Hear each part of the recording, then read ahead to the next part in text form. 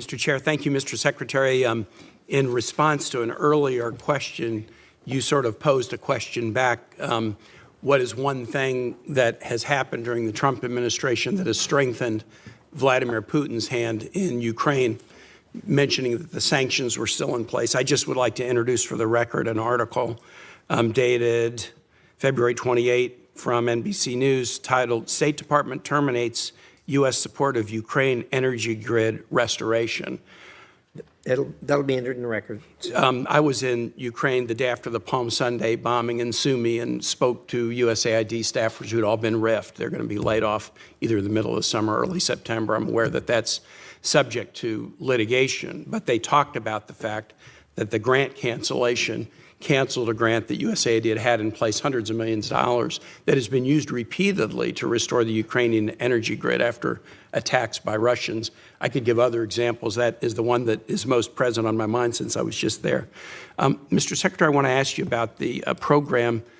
It's the United States Refugee Assistance Program, and this is a program that state is the manager of, but together with other cabinet secretariats, DHS and HHS, state plays the lead management role, and it is how to manage the U.S. refugee assistance programs in tandem with contractors who help the United States on that.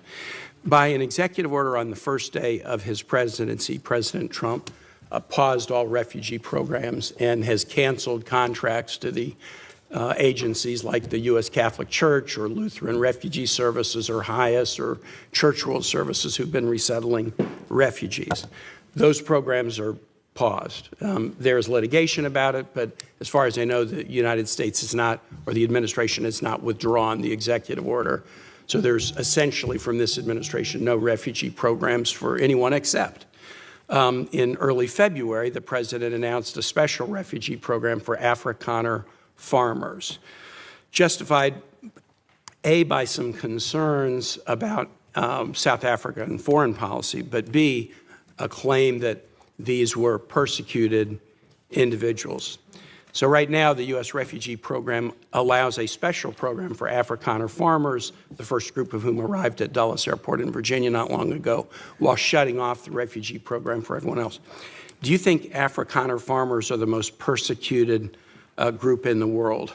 I think those 49 people that came certainly felt they were persecuted, and they've passed every sort of check mark that had to be checked off in terms of meeting the requirements for that. They live in a country where farms are taken and land is taken on a racial basis. Okay. Do you think they're more persecuted than Uyghurs or Rohingyas, or more persecuted than political dissidents in Cuba or Venezuela or Nicaragua, or more persecuted than those who would be threatened should they be returned to Afghanistan by violence by the Taliban? Well, the problem we face there is the volume problem, okay? If you look at all the persecuted people of the world, it's millions of people.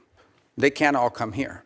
And we had refugee programs. So why prioritize Afrikaner farmers? Well, because it's a small subset, it's a new issue, and the president identified it as a problem and wanted to use it as an example. But that's different from having these refugee programs that were basically spending money to put people up in communities and accommodate them, and it was acting as a magnet. Millions of people in this country illegally, and today the border is sealed. Let me challenge you, and I'm just going to say for the public, if you want to understand about the, quote, persecution of Afrikaner farmers, go look at the composition of the South African government. Since July of 2024, there's a government of national unity, and the opposition party to the ANC, the Afrikaner Party, the Democracy Alliance, is part of the governing coalition. They joined the governing coalition a year ago, and the leader of that party was given the remit of Agriculture Minister, John Steenhuisen. He is the leader of the former Afrikaner Party, still widely representing Afrikaners. He is the Minister of Agriculture in South Africa right now. I assert that this claim that there's persecution of Afrikaner farmers is completely specious. Are you aware ever during the apartheid era in South Africa, did the United States establish a special program to allow South African blacks who were treated as second-class citizens in the apartheid program, a special program so they could claim refugee status in the United States? No, because I was probably in 9th grade or 8th grade at the time. Yeah, well, then I don't expect you to know. I'll just tell you, never has there been a program a special program for Africans to come in as refugees to the United States. We've allowed special programs for people being persecuted for their religion, Soviet-era Jews. We've allowed special programs for people fleeing from communism, Cuba, Vietnam, the Soviet Union. We've never allowed a special program to allow Africans into the United States in an expedited refugee status until now. Afrikaner farmers living in a nation governed by a government of national unity that includes the main Afrikaner party. And actually, an even more right-wing Afrikaner party is also included in the coalition government. Now, would you agree with me, Mr. Secretary, that if we're interpreting the statutory phrase, a well-justified fear of persecution, we should try to do that in an even-handed way? I think we should try to do that in the interest of the national security of the United States. So okay, I agree with you too. We should.